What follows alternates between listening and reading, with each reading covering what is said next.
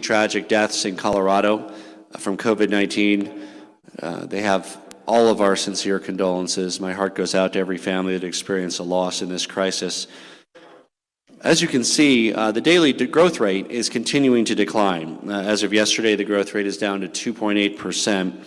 We're also seeing a similar trend in the hospitalization side. The growth rate yesterday was 0.4%. The virus is out there. It's contagious. We need to have social distancing, but we've avoided an immediate crisis in our hospitals by taking the bold steps that we've taken and thanking you for staying at home for 32 days. I know that wasn't easy, and I know that as we re-engage, we have to do it in a sustainable way with social distancing, a safe way. As small business owners open their doors, they're going to do it in a safe way with some of those same protections that you've probably seen at your local grocery store. Carried across other kinds of businesses as they open their doors. And it's important for you as a customer to wear your mask, just as we're requiring the employees at those stores to do so as well. So during the safer at home phase, it's important to remind everybody it's not back to life as normal. We all wish it was, but that's not where we are today. Additional steps to protect those who are over 65 who really still need to stay at home as much as possible. And that means if you know somebody over 65, if you have a friend or neighbor in your neighborhood, if you can offer to pick up their groceries for them, to do whatever it is they need to do to reduce their risk. There's been a number of cases connected to Walmarts, to other stores. We're going to continue to see that. Let's try to do our best to help those who are in their 70s and 80s stay home, as well as the additional steps the state is taking around protecting our seniors in our nursing homes and senior care facilities. I know it's hard to avoid to not be able to see the grandkids or the nieces and nephews in a big family reunion for the month of May. I know that's a hard sacrifice to make if you're in your 70s and 80s, but know that your grandkids, know that your nieces and nephews, they want you to be with us a lot longer. They want you to be here in July and August and November and next year and the year after. And to make sure that you're going to be there to see those graduations and those marriages, it's really important that we avoid those visitations during the month of May when it continues to be very dangerous for those over age 65. Bars, restaurants, gyms continue to be closed. Schools have been closed for the rest of the year, but many school districts are really being innovative about using their buildings, their school buildings. They're having small groups in for vocational classes that they can't do through online. It could be a shop or welding class under 10 kids. Others are doing one-on-one and special ed services across our state in a safe way. As we work on what the path forward looks like for how school can resume in person in the fall, there's a number of examples across the world that we're learning from. Denmark kids went back to school last week. Our school year is winding down, and so we're really focused on what they can do now to make sure that no kid misses out on learning. I talked to a superintendent earlier today. He said, you know what, Mr. Governor, I'm going to make sure that none of our kids are experiencing a learning gap because they're not in school the final 2 months. And I said, thank you. That's the expectation that we have of all of our educators, superintendents, and others who are tirelessly working to ensure that your kid gets a good education. I want to thank our educators, our principals, our superintendents for doing their best under very difficult circumstances. We also want to continue to have no groups of larger than 10. And of course, very soon, May 1st, the retailers across our state, stores that are now doing curbside delivery, as well as personal services. That means you'll finally be able to get a haircut or get your nails done. All that rolls out May 1st. And in parts of our state, that's May 8th. There's a week later that it rolls out in the Denver metro area, their choice based on the local situation there. But May 1st is a general date across the state, May 8th in other parts of our state. We've detailed very specific safe practices for all of those folks to do. And those are at coloradosaferathome.com.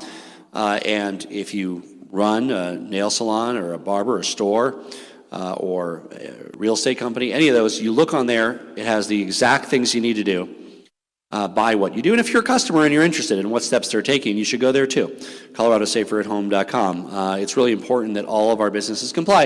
And it's not terribly onerous from a cost perspective. We wanted to make sure of that. I know that our small businesses, no one's saying, oh, you got to buy some $10,000 machine with UV light. That's not what they're about. We know that they're really suffering, having a tough time. It's really about These practices they need to implement that have next to no cost or no cost. I mean, meaning decals on the floor so people can wait in line safely. How do you configure the traffic flow in your store so it's one way through the aisles? How do you make sure there's not too many people in at the same time? How do you do social distancing around checkout and avoid having items being passed back and forth? How do you deal with returns safely? So all of those items, very reasonable, very doable, incredibly important from a public health perspective. And I know that our small businesses want to keep their workers safe and, of course, want to keep their customers safe as well. And then Monday, May 4th, that's when in-office work can resume, when people can return to the office, but not at full capacity. Those offices need to have 50% less people in them than when this crisis first started. Telecommuting should continue. 50% is really the most it can go and not the least. We encourage every business that can have 60, 70, 80% telecommute to continue to do that. If you can be productive and achieve that, have the minimal amount go in. But for other businesses that do need to have people go in, up to 50% will be able to go in on Monday, May 4th. Again, that date will be about 4 or 5 days later in certain parts of the state, and that's important that everybody follow their local rules in addition to these statewide guidelines that we're putting down. There's really 4 parts to the Safer at Home challenge. That is our challenge as Coloradans and how we're going to get through this period. The first is wearing facial coverings. We need to do a better job doing that. It's more important now than it even was in April to wear a facial covering when you're at a store buying things, when you're out in public. Doesn't mean you need to wear one in your own yard, doing yard work in your own home, but certainly when you're in public, very important.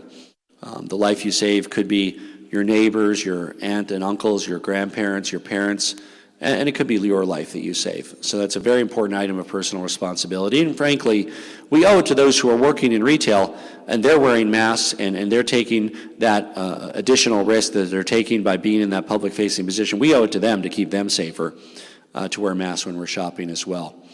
Our more vulnerable Coloradans, older Coloradans, those with respiratory conditions need to continue to stay at home whenever they can. We also need to really, and we'll get into this in the testing description, really upping the bar on what we're doing to protect our most vulnerable who live in our senior centers and our nursing homes. And then the focus of today's presentation is enhancing the testing, isolation, and monitoring, a very important part of the modeling that's been done by Dr. Samet and his team for how Colorado can successfully get through May is the testing, isolation, and monitoring capacity. So Dr. Samet and his team modeled all 4 of those pieces in conjunction with our all of the above strategy, which means staying at home for older Coloradans, better case detection and containment. And right now our epidemiologists estimate that we're identifying and isolating formally about 1/3 of our symptomatic patients within 48 hours. What Dr. Samet's model includes and is increasing that by 5 percentage points each week. The increases in testing far exceed that 5%, so we feel that's a good baseline to build off on how we can identify more of the symptomatic patients quicker to increase isolation services. And it's also important that every Coloradan know that if you are experiencing flu-like symptoms, that you remain at home and you self-isolate. That's incredibly important. Your decision to do that could absolutely save the lives of your loved ones, your friends, your neighbors, and your coworkers. And it's extremely important to do. We made provisions in Colorado law under executive order that you will get sick pay if you're unable to go to work for those 4 or 5 days, and then if it's confirmed to be COVID, 2 weeks of pay, because you have to stay at home. It's really important for you, for your family, for your coworkers, and for the public health in general. The more people stay at home when they're ill, the more we open quicker. It's simply that simple. And of course, wear facial coverings whenever you're in public. And we tested these models with different levels of social distancing within the general population. What we found is that if we can successfully maintain 65% social distancing, which is what our Safer at Home goal is, we won't overload the healthcare system capacity. We could also take it down to 55% eventually, but we want to see how we do at 65% first. And that dotted line was the healthcare capacity, and that's what is always important that we never exceed in our state. These are the raw numbers. What it shows is that if we can succeed, I should say I'm confident that you will succeed, and when Colorado succeeds in having 65% social distancing, it means that the peak ICU usage is behind us. It means it was April 21st. Now, there's room in there because we know that with this model, it could be as low as 55%. And what's key to know, at 55%, we still don't exceed our estimated 2,000 ICU beds in the state. It would get to 1,400 beds in September. We don't want that to happen. We hope we would notice that before and try to increase social distancing however we can. But even in that model, if we're between 55 and 65%, we want to make sure we're not exceeding the number of beds in the state. We cannot yet, the state cannot yet reduce that to 45%, or there would be the need for 4,100 beds. More than twice our current capacity. We're expanding capacity modestly on the ICU front. We will not be at 4,100. We're increasing more of the non-ICU hospital beds, and we could do a similar model with those, which looks similar to this because one is really a function of the other. So keep in mind that this model only takes into account testing, identifying and isolating symptomatic COVID patients themselves. It does not yet take into account contact tracing, which we're increasing in conjunction with testing, which, if you will, provides additional bonus points for this model that'll be integrated into future models to show as we can scale up the tracing and the isolating of contacts, not just the person themselves, but everybody who might be exposed under quarantine to see if they develop the virus. That can allow for further opening of the economy and even more ability to do the things that keep Colorado special. So a little bit of where does that song go? So where have you gone? Where have you been? Where have you been? Where are you going? I'm not a singer. I'm just doing my best as your governor. And when the crisis began, we only were able to do 160 tests in the state of Colorado. Might seem like a lifetime ago. It was less than 2 months ago. Through making the process more efficient, through adding staffing, the lab capacity and our processing capacity has increased 20-fold in Colorado. We now have the private and state lab capacity to do well over 10,000 tests a day in Colorado. But we face significant supply constraints that are no different than the supply constraints that are faced in other states and other countries across the world. So our goal for May, and a lot of what we're doing with Safer at Home is really about May. While the stay-at-home formally expired April 27th, stores are opening their doors May 1st. It's really about what life looks like in May, and people knowing that it might be adjusted along the way. People generally want to have a sense. I talked to some of our venues today. I talked to museums. They all want to get a sense of what May looks like. So what May looks like, 5,000 tests a day, early May. Up to 8,500 tests a day or more if needed by the end of May. So in the May time period, what you'll see on average is 5,000 to 10,000 tests a day. For the month of May, starting out in that 5,000 range, getting up to 8,500 range towards the end of May. That's the plan. That's the supplies that we have the visibility on and the confidence on to be able to set those goals. And that's up from the about 2,000 to 3,000 tests a day that we have been running. So it's significantly increased testing for the Safer at Home stage compared to the stay-at-home phase, when effectively everybody was in quarantine. We're still asking those over 65 to be in quarantine to the greatest extent you can, to stay home except when absolutely necessary. But other folks are going to be able to go out and earn a living, which is incredibly important in our state in as safe as way as possible. And the increased testing, along with the tracing and isolation, is a key part of that four-part strategy about how we get there. Here's a visualization of our lab capacity. I think the main takeaway I want to show people from here is that initially the state lab had longer processing time, and there was a lot of frustrations. People weren't getting back results for 3, 4, I think for 1 week, even 5 days. That is now 1 day. So there's 24-hour turnaround, getting better. But for the last few weeks, it's been a day. 24 hours. It's incredibly important because the sooner people can get back test results, the sooner we can activate the tracing and isolation. And of course, anybody with the flu-like symptoms is supposed to isolate themselves, regardless of the test result. You isolate yourself. If you're sick, you isolate yourself. Test, no test, pending test results, don't expose it yourself to others. No matter what you have, right? If it turns out being the flu, you don't want to make people sick with that either. If it turns out being a bacterial infection, you don't want to make people sick with that. It turns out being COVID, you definitely don't want to make people sick with that. But yes, we've got that to a 24-hour turnaround period, very important. This doesn't include, we do have a very limited supply of the of the 15-minute tests. You might have heard a lot about those. They are a lot less accurate, to be clear, and that's been verified through numerous state labs. Doesn't mean they're not useful. They are. But whereas the overall testing has a significantly higher accuracy rate, depending on what platform is being used, it could be 90%, 95%, 85%. A lot of the work being done around the 15-minute instant testing shows it's more in the 70, 75% range, could even be lower. So there's a use for those, but this is not that. This is the main testing that's done with a one-day turnaround, and we're proud of the folks who've helped put that together. So I want to tell you a little bit how we're going to reach this goal here in our state of Colorado. And we have been working on for weeks, increasing the supplies and the reliability of our testing supplies, increasing the availability of testing statewide, how we're doing that, and the epidemiological capacity and impact of that testing. Meaning it's not just about the testing, it's then about how do you follow up, make sure anybody who tests positive is not isolating, but not only that, make sure that those who've come into contact with them are notified that somebody that they worked alongside of or saw recently is positive and that they need to isolate themselves to see if they develop symptoms during the incubation period. So their testing really has three key roles.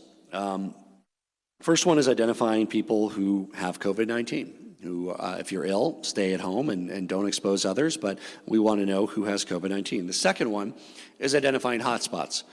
It's interesting, one person, two people, three people have it. What's the connection? Is it 6 people that work at a particular company that have it?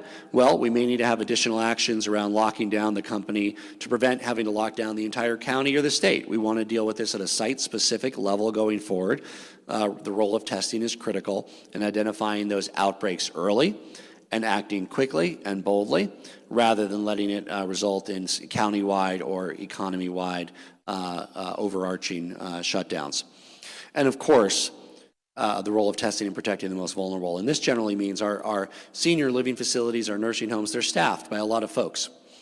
And because about half the people who contract COVID-19 don't exhibit symptoms, but are still contagious, we're really focused on testing asymptomatic workers. That means people that feel fine. They don't have any inkling they might have it or be contagious, but are going into work with people in their 70s and 80s and 90s. We want to test them before they have symptoms so that they're not spreading it to a group that has a much, much, much, much higher fatality rate than younger and healthier Coloradans. So there's 2 types of testing, and this is very important also to talk about because when people say testing, they mean different things. And you might not have heard this from anybody yet about the 2 types, so I want to describe what those are. There's swab sampling, which is really the main basis of what we're talking about here today. Currently, it's a nasal swab. We're also working on saliva. The virus is also present in saliva. The second is a blood test, anywhere from a drop to a tube, but that test is for the antibodies. It is the nasal test, the swab test, we hope saliva soon, that's been validated in some areas, is the only test that tells you if you currently have the virus. Right? So the swab sampling is critical because it tells you if you currently have the virus. And at this point in the pandemic, the swab test and the increases in capacity on the swab test is absolutely crucial to ensure that infected individuals are isolated and those who've come into contact with them are also isolated. And that's the test we're focused on today. We're going to talk a little bit about the blood test, or what the fancy word is serological testing, but mostly we're going to be talking about the swabs. The serological or blood test shows if your body has produced antibodies in the bloodstream to fight COVID. But you can't just rely on the blood test because you may have COVID right now, you may have had COVID and have overcome it and no longer be contagious, or you may have just contracted COVID and you may not have the antibodies yet, but it would show up in the swab test. It's also important that consumers know the market has been flooded with inaccurate and insufficiently validated blood testing. And people should be aware of those. People can do them if they want in our state, and there's folks that are offering them in different ways, but it doesn't tell you whether you have it or are contagious.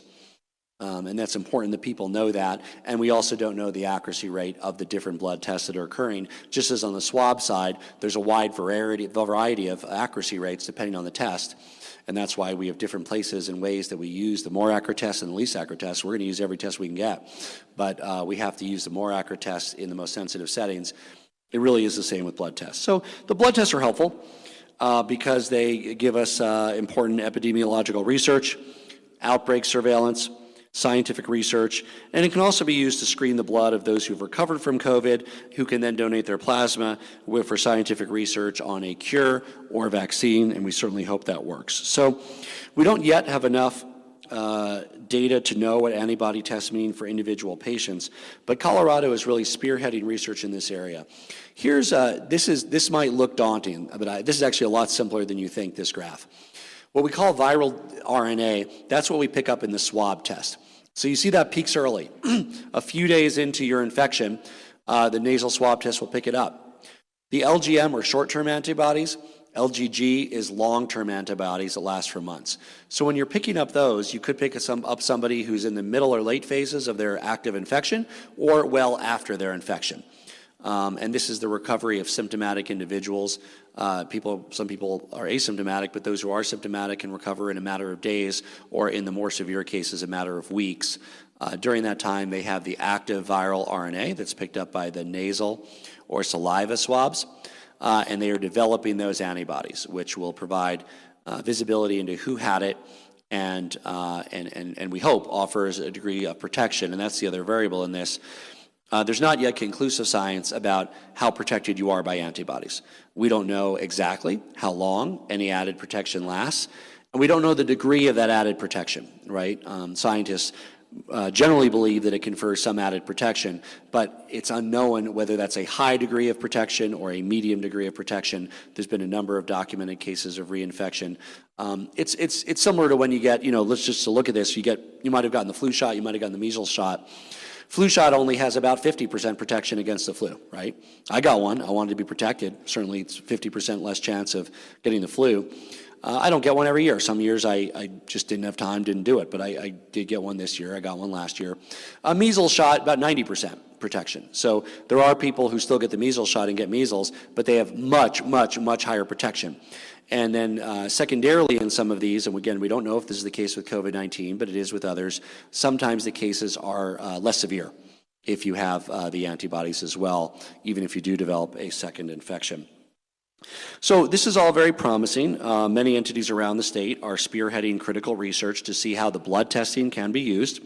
There's a series of studies that are looking at, these are happening right now in Colorado, a longitudinal study looking at the rate of infection in Colorado over time, a study seeking to understand the role of children in transmission, very important as we prepare for our schools to open in the fall, a study looking at infection rates in different communities, a study looking at exposure among frontline healthcare workers, and a study looking at exposure to senior care workers. Again, not the work we're doing to do the nasal swabs to see who's contagious today, but just that scientific work about who might have had it at some time and has overcome it and might have increased resistance. So these are very important efforts. It's very promising. CU and CSU are developing their very own ELISA antibiotic blood test and new testing techniques. Laboratories across the state are working to validate different commercial tests that are on the market to make sure that they're accurate. It's all promising, but the nasal swab is the more relevant way to test, and unfortunately it's more complicated to test. Harder and more costly to test, but more important in terms of reining in the infection rates in Colorado, part of our 4-tier strategy for the month of May. And I want to walk you through the unique challenges of what a test even looks like. I'm going to walk you through what supplies are needed for testing, and when we talk about testing, kind of what we're talking about in terms of equipment and staff. First, you need a trained professional that's fully decked out in personal protection equipment. That means that for anybody who's doing testing, they're wearing gloves, they're wearing goggles or a face shield, they're wearing an N95 mask, right? That's not this little mask that I wear around. This is the mask that actually it extremely effectively filters out virus. Even if somebody were to cough on you with the virus, it would significantly reduce the likelihood of you being exposed directly. You still have to avoid the surfaces that they touched on. And of course, this is a gown. So those are the items that are needed from the personal protection equipment side. Second, the professional needs to use a collection kit to take a sample. These are the nasopharyngeal swabs. Think of it as a long Q-tip. They are also validating, and for many tests, something that's a lot closer to a normal Q-tip. So normal Q-tips, extra long Q-tips, and saliva in some cases going into the testing medium here, which saline also works for in most cases. This has been another factor of simply acquiring these, right? So for some tests, sterile Q-tips. For some tests, these long nasopharyngeal swabs, and then some form of transport medium here, saline or other transport medium. So this has been another area that we've been focused on, making sure that we have the supplies to do the testing that we need as well in the state of Colorado. Third, you need to transport the sample to a site where you can actually extract the RNA. This is at a commercial lab or our state lab. They also need extraction reagents, and this has been a limiting factor as well. We're not yet able to manufacture these in Colorado. There's folks in any scale. There's folks that are working on gearing this up. This particular one is from Germany, and this particular one, I believe, is from, doesn't say. But we've imported these from a number of different places: South Korea, Germany, United States. Taking the sample of the test without the reagent provides no way to analyze the result of the test. So that's the next piece that they need to be able to do it, is the extraction reagent. Fourth, once you've extracted the RNA, you need a reagent to detect whether or not the person has COVID or not. That's essentially the test itself, if you will. And of course, for both extraction and detection, you also need highly specialized medical equipment. Here's an example. Our state lab and private labs and providers and a few dozen sites throughout the state have the knowledge to do it, but the supplies have also been constrained. This one is manufactured by Gilson on being able to get through the backlog on the supplies that are needed for the testing as well. We will invite the cameras and members of the press to look at this table and take pictures of these different items later. We've been focused on making sure we have enough of all of them to meet the very aggressive testing goals that Colorado has. There is one more thing. It's about the machine. I didn't bring one in because guess what? We're using them all. And they're also large and hard to move. So when we talk about testing supplies, it also means a testing machine. Here's an example of one of them, a real-time PCR instrument that once you have the testing reagent, the extraction reagent, the transport medium, the sampling done safely, this is where it all occurs. And this all occurs from gathering to processing in 24 hours in most cases. And it's an amazing job that the folks at both the private labs and the state lab are really doing around this. So the test is complicated. Supplies are limited, not just in Colorado, not just in America, across the globe, because everybody is trying to buy them and scale up. And that's why this has been such a challenge for Colorado and for America to get where we know we need to be on testing. And I'm proud to tell you that I'm optimistic that we are getting where we need to be. And I'm going to give you an update on where we are in terms of the testing supply numbers. Keep in mind, as I present these numbers, it's a snapshot of a constantly changing situation, because as soon as we get our hands on something, it's distributed to ensure more testing. It goes in, it goes right out, and we always have a number of different irons in the fire to do even better, but we have a high degree of confidence that these numbers that we're presenting today either have been delivered, will be delivered very soon. Yesterday I was on a call with the White House where we worked on our statewide testing plan, and we were promised 195,000 swabs during the month of May, 195 viral media, also facilitating our purchase order from private companies to purchase the extraction and detection reagents. This includes some of that. It's not the only source. We also have made purchases of these in the open market. So where we are today, about 15,000 swabs, 20,000 units of extraction reagent, 100,000 units of detection reagent. That was from South Korea, already arrived, been validated, ready to go.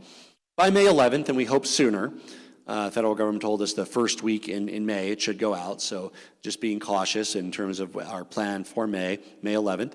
We expect to have 147,000 swabs, 117,000 sufficient reaction reagent for tests, and 147,000 detection reagents by the end of May. And this would be active for the last week in May. We expect to be at 195,000 in all categories. So I want to take a moment to thank our innovation response team for their work, and Sarah Thunberg and Casey Wolf and Kyle Brown I want to thank for really being able to work with the federal government, with private suppliers, to be able to help Colorado reach these very aggressive goals, which are a very important part of us being able to have a successful May. I point out that these figures are higher than the baseline that was built into the model that Dr. Samet prepared that showed a 5% per week increasing in testing and isolation. So that was the baseline that we wanted to build a conservative case into that model. But with the numbers I'm presenting today, as you can see, we really expect that Colorado is going to do a lot better, starting the month of May at about the 5,000 per day level, getting up to the 8,500 plus level by mid to late May, really averaging 5,000 to 10,000 throughout the month of May per day in different settings in different ways. And I want to talk a little bit about the increasing the availability of testing. To hit our goal, we need to provide a variety of sites across the state and meet people where they're at, right? People don't want to drive an hour and a half to get tested. They don't want to go to a place they can't get tested and be turned around. And so we're doing an all-of-the-above approach to bring testing to people. One is, of course, private sector hospitals and healthcare facilities. And that's one of the main place that patients interface with medical professionals. It's a big part of how we're going to deliver these services, not the only way. The second way is local community-based testing sites, and we're doing these across the state. I'll talk about a few of those, and that program will continue and accelerate. The third is targeted testing for outbreaks in at-risk population. This is generally the testing of asymptomatic folks. Now, there's millions of Coloradans.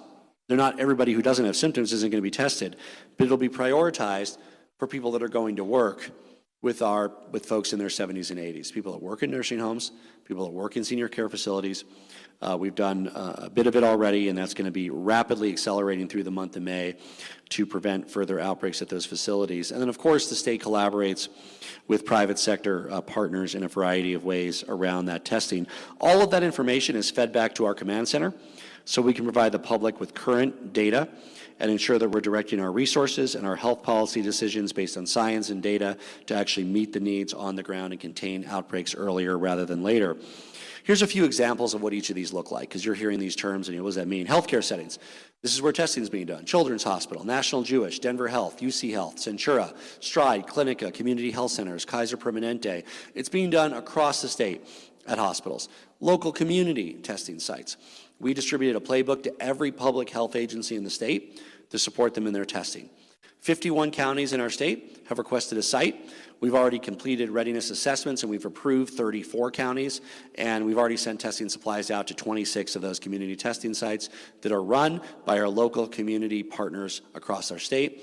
And then the state is running our own mobile testing as well. In Weld County, we now have tested a number of people, and it was in Pueblo and El Paso and other areas as well. We're also helping through private sector partners, King Soopers, already doing testing at Auraria campus. They're opening their site in Boulder at King Soopers as well, where we're already talking to many other potential private sector partners and pharmacies to make it more convenient to get testing done.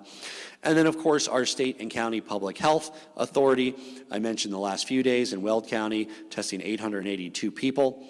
Already found 124 positives. So, and 34 of them were asymptomatic, right? People that might have spread it to others without knowing if we didn't make them alert as to their status.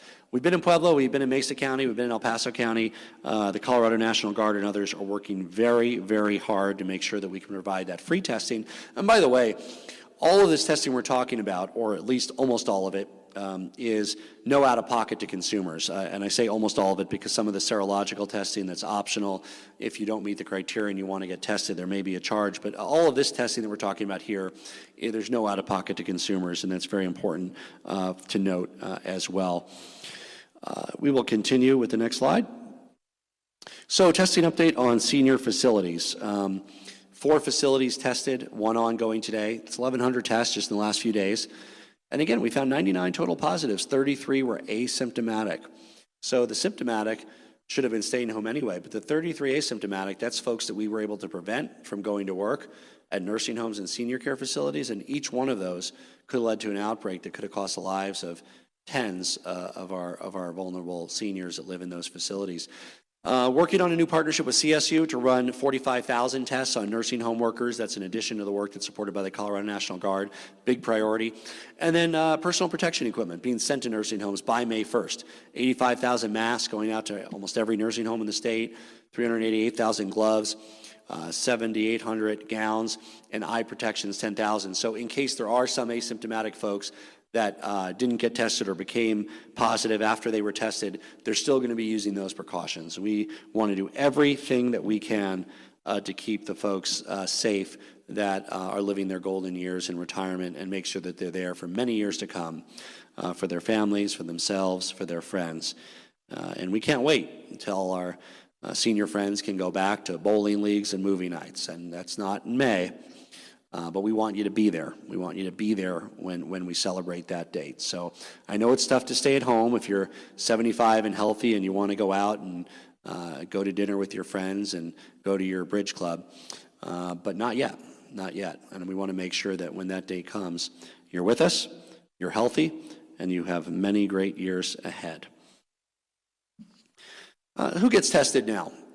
Anybody with symptoms who's a healthcare or frontline worker, people with symptoms who are hospital and nursing home patients, workers and others in outbreaks, some symptomatic community members. If you are sick, you should stay home. There's no treatment for COVID-19. There's many experimental treatments, but 9 out of 10 people just get better on your own. You self-isolate.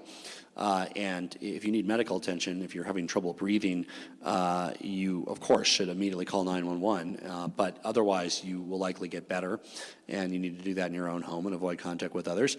And on a scheduled pilot basis, as we talked about, we're testing asymptomatic workers, over 1,000 in the last few days at our senior care facilities. Who can get tested in a few weeks? That's also important because it's expanded. It's more folks with the increase in testing. Symptomatic healthcare and frontline workers, of course, the hospital and nursing home patients, all symptomatic community members who want it is the goal when you're at that 5,000 to 10,000 a day range. If you have symptoms, you can get tested. Doesn't mean you have to or you want to, right? I mean, if you're sick, 9 in 10 chance you won't need hospitalization. Isolate yourself, get better, but that it'd be increase in availability is good because I know a lot of people, while there's nothing they can do for it, a lot of people want to know whether they had it or whether they had the flu or whether they had something else. Sometimes that's important for what you might have that's not COVID-19, right? Perhaps, for instance, it's a bacterial infection. And perhaps you need antibiotics for the bacterial infection. We don't want that to go undiagnosed because you think it might be COVID-19. Right? So there's a lot of benefits, whether the benefits are almost exclusive if it's not COVID, actually, to getting testing, because there's nothing they can do for you if you have COVID. But there are benefits if it's non-COVID-19. If it's not coronavirus, it might be something that's responsive to antibiotics. Your doctor might give you a prescription. There's other tests for those. So there's a number of things that are important there. And then on a scheduled basis, we're increasing the testing for workers that are perfectly healthy that work at our senior care facilities.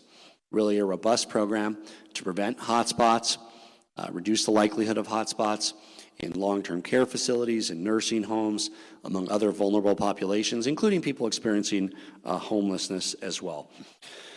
And as we're committed to scale, we're really building that program to be robust and strong to meet Colorado's testing needs, knowing that testing alone doesn't meet our goals for May. It's one of the 4 areas that we need to have successful implementation on. Protecting our most vulnerable, testing is a role in that. It's not the only role, but it's part of the role.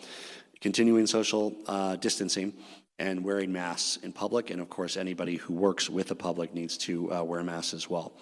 So we're still working to get that infrastructure in place. Here's kind of an update of what we're working on. That means partnerships with private and public sector to have more testing sites. And, we're building this car as we're driving. It's a labor-intensive effort. There's a lot of good folks in the private and public sector collaborating to achieve this. And we know that we need to continue to process tests and then make those tests more meaningful. And that's what I want to talk about now. That's the epidemiology team to contain the spread of the virus more. Now, we've doubled the epidemiology and contact tracing team in the last 2 weeks, from 31 people to 56 people, and it's continuing to go up. We're also building a first-in-the-country COVID Navigator program that establishes wraparound support for those who are sick, meaning telling people to self-isolate is one thing. Having 90% comply versus 50% comply with staying at home for 14 days, even if they're feeling better, even if they're asymptomatic, We know that's hard, but that's what people have to do, and we're going to have the team and support structure and the Navigator program in place. Some people need food delivery to their door to successfully stay home. Some need to talk to people and to socialize virtually. Some need cable. Whatever it is you need, we want to make sure that we're able to achieve that for you so that we have among the highest rates of successful compliance with isolation in the country. For this strategy to work, that's absolutely critical as well. And if we want the best epidemiological response, it requires more than just staff. It also means bringing all the technological tools that we have to bear. So in partnership with Google and MTX, we've already launched our new Symptom Tracker. It's called cosymptomtracker.com. Over 1,000 folks have already entered their symptoms. A lot more are going to be doing this after the businesses go back, because one of the main interfaces in our guidance for offices that are reopening May 4th, 4 days later in the Denver metro area, they're taking people's temperature above a certain size. If you work in one of these office buildings, boom, that temperature is elevated. You go right into the CO symptom tracker, right? Whether it's COVID or non-COVID, we can identify hotspots early, meaning, oh my goodness, there's 11 cases that are connected to this office building. Rather than risk locking down the entire city or county or economy, we need to lock down and isolate those who work in this particular building because they might be at increased risk. We can also refer people to testing sites and get them quicker contact tracing through that. There's rapid scale, and there's more data that's available quickly to folks that be a meaningful part of the response. This sort of self-reporting is already happening across our state. Over 1,000 entries into the tracker. It's already giving us valuable information, even more so as people are returning to work. The tracker has a short survey where you can submit your symptoms, and you can opt into text message support if you want to, which directs you to various resources from telemedicine to behavioral health support. We're also collecting data from emergency rooms on patient symptoms so we can track which communities are the most impacted. It's one of those early warning systems. CO Symptom Tracker, the data from our emergency rooms, early warning symptoms to get on some of those outbreaks earlier rather than later, followed with the increased testing surge in that area to find out what's going on the ground, followed by additional actions to keep people safe at a site-specific level or a local level, rather than these overly broad statewide actions. All of these things work in concert to help us achieve success in the month of May. More testing, more test sites, and more epidemiological capacity. And together with safer at home, and that includes the vulnerable population staying at home during the month of May whenever they can, wearing face coverings, and continuing the social distancing and good hygiene, washing our hands regularly, we can continue to make progress in our fight against this deadly virus and hopefully be able to remove even more barriers more rapidly that hold us back from psychological, emotional, and economic fulfillment in our state of Colorado. And that's certainly the goal. I also have an important announcement around health equity in Colorado. The racial data that we're releasing shows communities of color are more likely to suffer from COVID and coronavirus and the impacts of the disease. And that can be a proxy for other social inequities, and they often impact people's ability to deal with COVID. So a couple weeks ago, we announced we're setting up a coronavirus health equity response team to ensure equity is a factor in decision-making, making sure that as we increase access to testing and care services, that we are also doing so in our communities of color, ensuring racial and ethnic data is available, transparent, and really helps inform decision-making, as well as sharing time-sensitive information in a culturally relevant way with different diverse Colorado communities and their particular challenges that they face. The team's headed by Webb Brown, and today we're glad to announce all of the task force members. I'm not going to read through them all, but I'm very honored that my successor in the 2nd Congressional District, Congressman Joe Neguse, is going to be the congressional liaison to this important and diverse body with members from across the state. It's also crucial to remember that no matter your race or your background, we are all in this together. And this virus makes no distinction. No one is immune from this virus because of who you are, your background, or your age. And that means we all have a responsibility to protect ourselves and one another. We all have a responsibility to take this deadly seriously, to stay home when we can, to wear masks when we're out in public, to protect and help our most vulnerable neighbors, and maintain social distancing when we're out. Do everything that we can together as a state to weather this storm. We've been through tough times before. We'll be through tough times again. But I know that we're going to get through this, Colorado, and we're going to come out the tunnel on the other side more unified than ever before.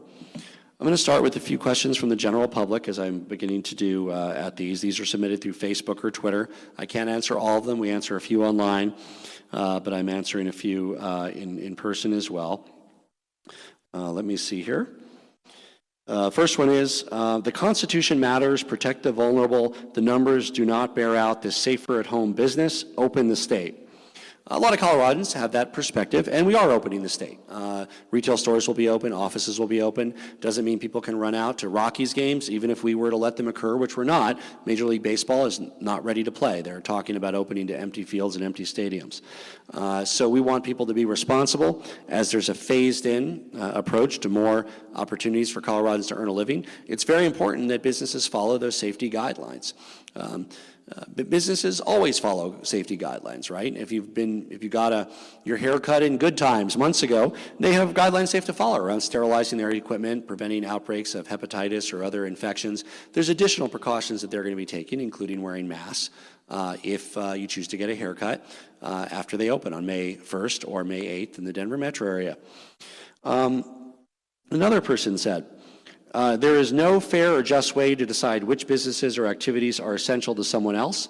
That has been the problem all along. The things I do are essential to me. They may not be to someone else. The government has no right to pick and choose which business survives this, but they are. It's disgusting. So no businesses were targeted or impacted based on what we think their value is to Coloradans. Every transaction between two individuals who engage in a willing transaction benefits both parties. That's the nature of the market system that we live under.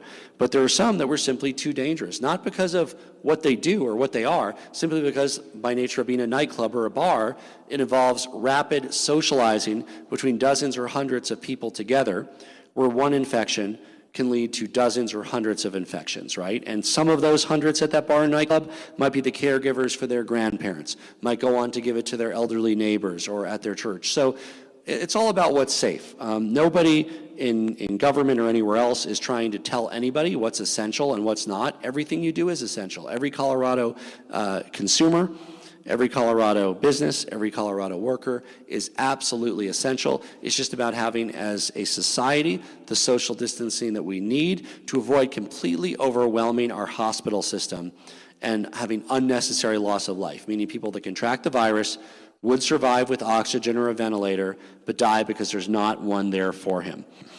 Finally, one more. Sadly, there's a small and vocal minority encouraging others to engage in unsafe activities. Just mandate masks already, and at least there will be that protection. And I hope that everybody acts responsibly in this epidemic. And we did just recently, about a week ago, we did mandate masks for anybody who is working at a store, and this will carry across to all the stores. It's currently the critical retailers like grocery stores. Anybody who works with the public, faces the public, needs to wear a mask. Now, I'm also very supportive of businesses implementing policies. We often say, no shoes, no shirt, no service. Well, absolutely. Individual businesses can inspire increased customer confidence and safety by saying no shirt, no shoes, no mask, no service. And many other communities across the state are also implementing measures that they're able to enforce to make sure that customers also wear masks when they're shopping or engaged in interfacing with others in public. And I'm very supportive of those measures that cities and counties across our state are also pursuing. So with that, I would be happy to open it up and take some questions. Yes.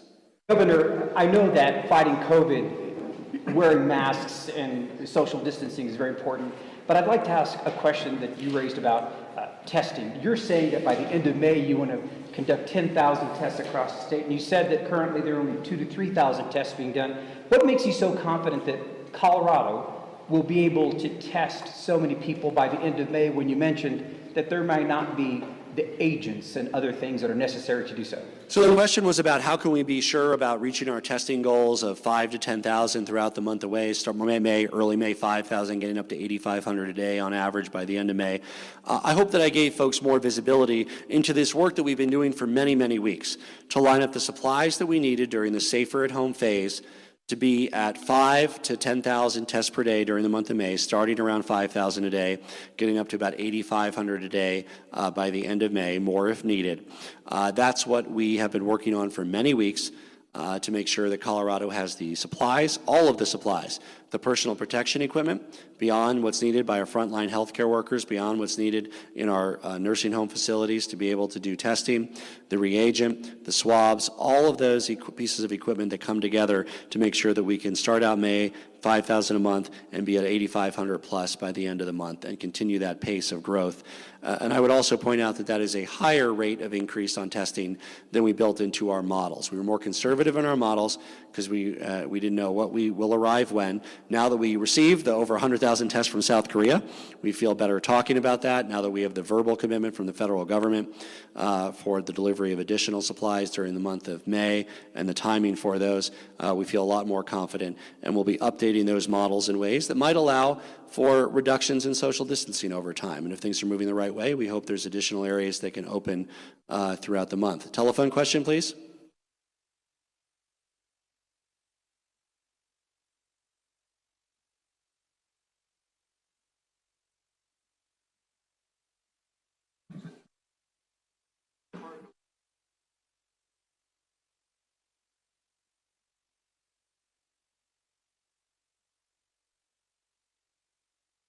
Well, I look forward to examining that federal order with a fine-tooth comb, consulting with our Attorney General, Phil Weiser, as well as our counsel, to find out how Colorado will not shirk on our responsibility to keep workers safe. I was on a call with the Vice President this morning about the food industry and Secretary Perdue, along with our terrific Agriculture Commissioner, Kate Greenberg in Colorado. And I also made the point that if there's the expectation and the need to protect our national food security, and while we're grateful for the federal government's commitment of shipping and sending personal protection equipment en masse to our food facilities, they need to accompany that with a specific testing commitment. So rather than face closures in the future, workers can be screened and tested, healthy workers can return to work, and workers who test positive can remain in isolation for a period of time. It's much better for both the workers and for our food security to just remove the 5 or 10% of workers that might be positive from the workforce rather than have to close the entire plant for an extended period of time. So we look forward to continuing to work with the federal government and others to protect Colorado workers. And I will not let any executive order stand in the way of us protecting people in Colorado and also managing the reliability of the food supply, which is also an important economic engine of our state. Yes? Governor, you yourself said that testing doesn't mean much if you don't have contact tracers to back it up. You talked about 56 contact tracers at the state. Massachusetts has moved to higher 1,000. Are you confident that Colorado is anywhere close to having an effective contact tracing force? So a lot of our work around the West was about contact tracing and how we're scaling that up. First of all, Massachusetts, I think, talked about where they want to be. We're talking about what we've done and where we are. So we've already doubled the number of epidemiologists. What's that? Well, we're talking about what we've accomplished already. So I think we've had a faster ramp up than Massachusetts in epidemiologists. We already have twice the number that we had just 3 weeks ago. Incredibly fast increase. And then we're also doing the first of its kind online symptom tracker, already live, over 1,000 entries, as well as the additional work through Google and MTX. Because what we're doing, it's not just the high-touch traditional way of doing it. I don't think Massachusetts can successfully scale up that number of epidemiologists so fast. There's not the infrastructure to do that. There's not the available workforce to do that. That's why we are looking for online effective ways to do that through our apps, through our online systems, accompanied by that traditional epidemiological work, which continues to scale up and has already doubled in size in Colorado.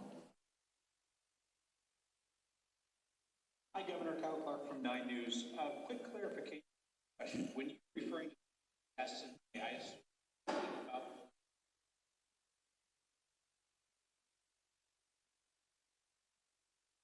Colorado, California, and I'm curious whether you've reached out to the and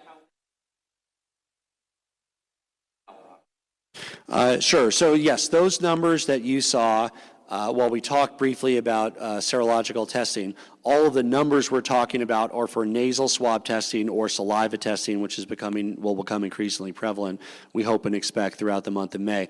So that goal of being at 5,000 a day for early May, 8,500 a day by the end of May, really in that 5,000 to 10,000 range throughout the month, is where we will be at with regard to the actual viral RNA testing, who has it today, not who had it last week or last month.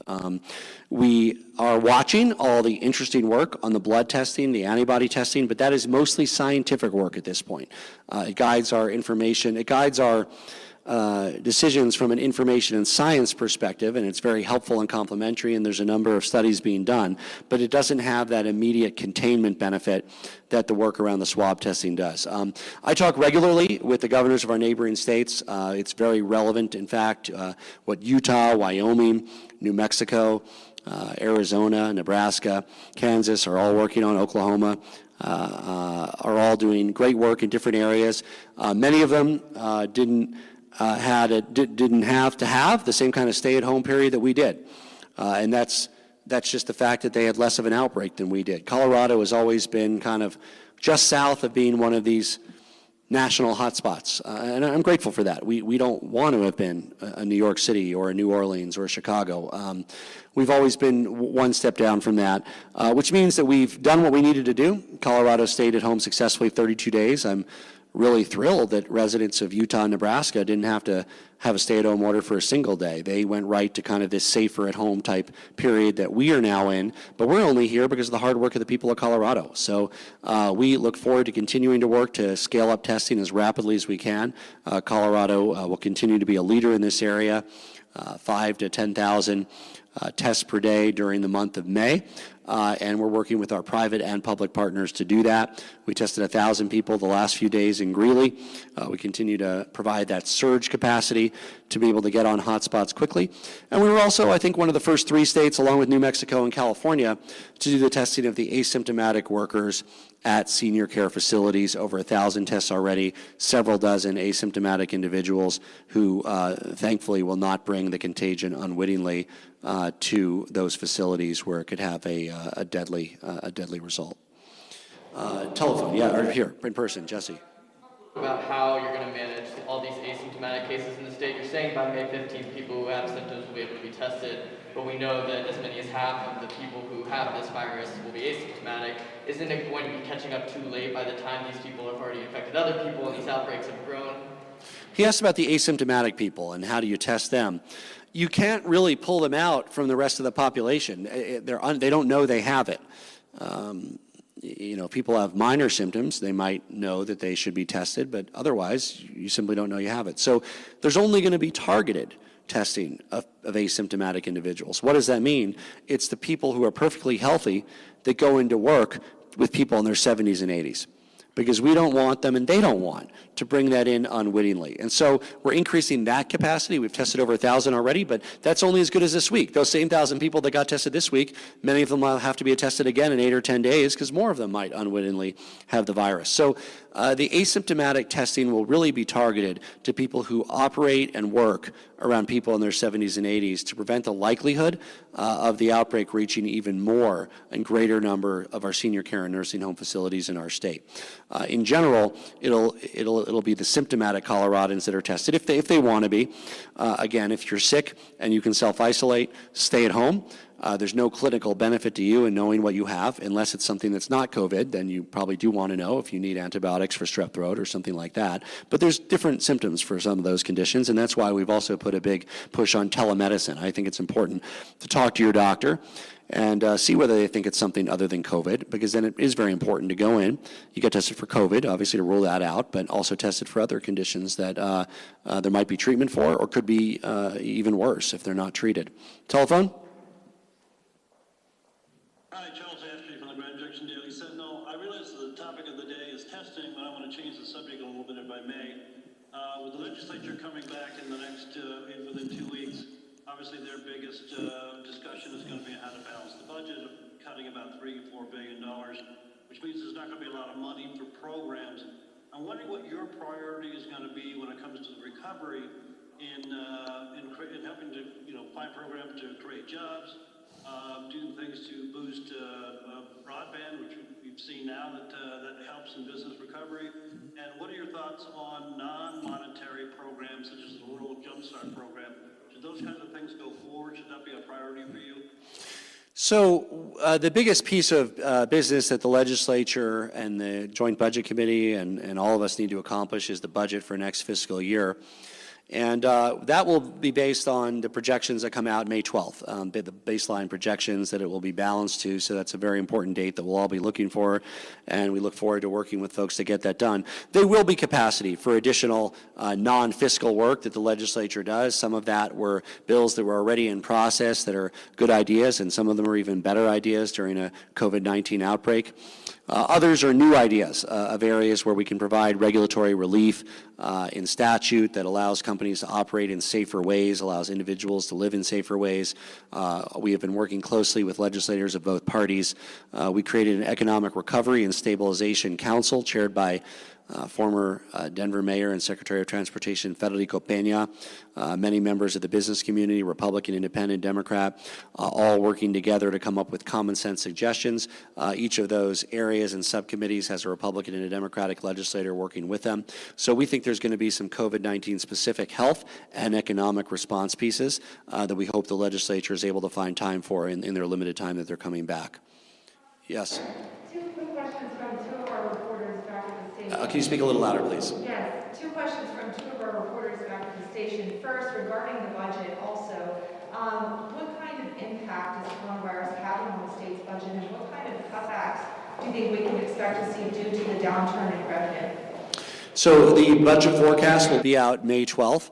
It's fair to say that just as the private sector and households across our state are tightening their belts, the state will also be tightening its belt just as local governments will. We're very grateful for the federal government for their assistance in that. We hope that there's additional support on the way for our critical health and safety related government functions.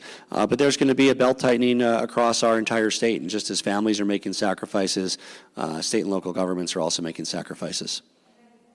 Question regarding the eviction notices that were placed on the gate of the governor's mansion. Are you aware of those notices? Are you aware that there are some landlords who are still trying to evict folks, tenants, who can't pay their rent during this difficult time?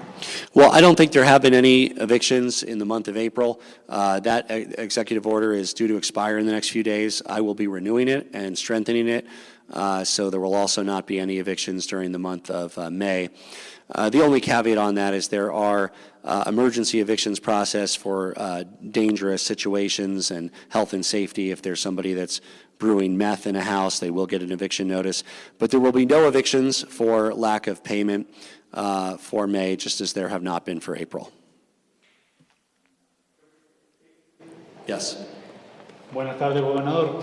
De acuerdo con un informe de la Eviction Lab, Colorado está entre los estados con menos protección contra los desalojos durante la pandemia. ¿Qué planea hacer para prevenir estos desalojos que ya están sucediendo con la comunidad latina? Estamos contemplando renovar y expandir la orden ejecutiva en los próximos días para proteger a personas quienes están alquilando sus lugares y sus casas. Telephone?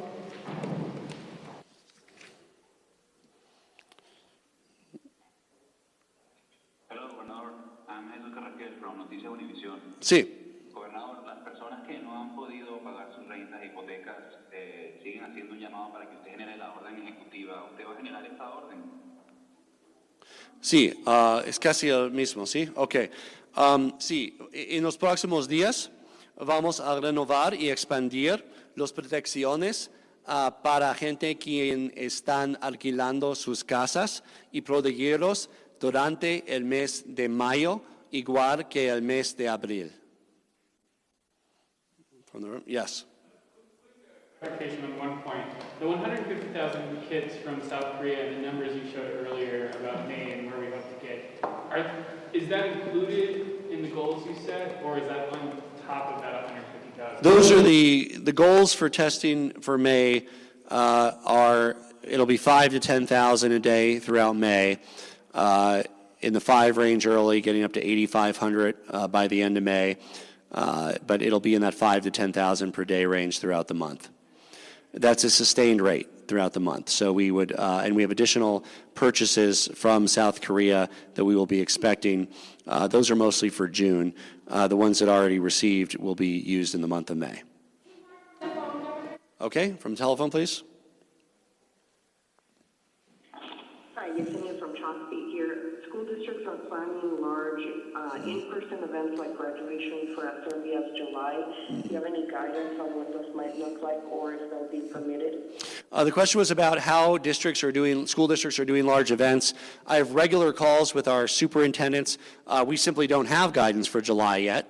We have guidance for May, and they're not able to have those large gatherings in May. We certainly are hopeful. We know that there are graduations and kids want to have meaningful rites of passage, whether you're graduating 8th grade or graduating 12th grade. It's very important for families, and I'm happy to say for our graduating seniors, first of all, congratulations. Second of all, you're going to be able to have a graduation. It might not be the same date as your original graduation, and it might not look the same. But we're going to work closely with county health departments and school districts to have those, whether it's midsummer, late summer, or fall, whether it's virtual. We want to make that meaningful and complemented later by a physical get-together a few months later. I'm going to work closely with all of our principals and teachers and superintendents to make sure that students who've worked hard to earn that rite of passage and that diploma get to have the right kind of commencement ceremony so we can honor you along with your friends. Governor Polis, this is Lori Lizarraga with 9 News. Congratulations on the update. I know it's a big one. And you mentioned earlier that 45,000 tests are going to nursing homes for the staff there. Will we be privy to how many of those are positive that come back also asymptomatic, like you were able to give us today? And then should nursing homes and long-term care facilities expect to continue to have state help with testing, mass testing like we saw at these 3 facilities last week? Or will they be responsible for testing on their own? Yeah, so there's 2 ways that we're doing testing of non-symptomatic workers at our senior care facilities. And those who have symptoms get tested too. But the biggest benefit is a non-symptomatic, because if you're sick, you should be staying home anyway. If you work at a senior facility or work anywhere, you need to stay home. We're doing that through the Colorado National Guard, where we've tested over 1,000 people. We gave you the numbers of who was positive, who was negative, who was symptomatic, who was not. The other piece is the partnership with CSU to test 45,000. So both of those are happening during the month of May. We're testing Colorado National Guard, CSU, 45,000, May and June. We're continuing that work. We have the exact information that we gave you around the tests that the state did. We're going to work out exactly what gets reported from CSU. It may not be exactly the same as the state, but of course there's going to be a good level of transparency around that data so people have a sense of what's occurring. But just know how important making sure that those who are contagious without symptoms, getting them to not go in to work with our people in their 70s and 80s can save hundreds, if not thousands, of lives in our state. Because this virus is far more deadly for people in their 70s and 80s. From the room, we'll do 2 more. Yes. A question from a colleague of mine, Governor. The oil and gas industry has taken a big hit during this COVID-19. Are you planning, or is the state planning on doing anything to help boost that industry and help it get back on its feet? Colorado extended a number of tax deadlines. We extended the income tax deadline. We extended the sales tax deadline, working with counties, the property tax deadline. No penalties, no interest. People can file several months late. We also did that with severance tax with regards to extraction-related industries. All of these county health departments that are going to be expected to carry out a lot of these testing sites are not necessarily equipped or have the funds to do so. More the manpower is the issue for them. How is the state going to be aiding them to actually carry out these tests when these are small departments that don't have a huge staff? So yes, we are able to additionally augment that and support the counties. Many of them are very excited to get working. They were held back by supplies, which we're now giving them. So many of them are ready to go, especially in the larger counties. In some of the smaller counties, we can support that. We can move it in through our mobile facility. We can help forge partnerships with our local hospital to do it there. We want to make sure that we work with a wide diversity of public health authorities. For those that are taking the lead and are able to do it, we're a partner in working with them to have the supplies and logistical support they need. For those who need more support from the state, we're also happy to do that. That is all the time we have. I want to thank all of you for joining us. A lot of information about testing today. And we want to be smart and save lives. The better that we do as a state, the sooner that we'll have less interruptions to our economy, to our way of life, and we can save lives by acting smart, by staying home when you can, by being safer at home, and by wearing masks when you go out. Thank you.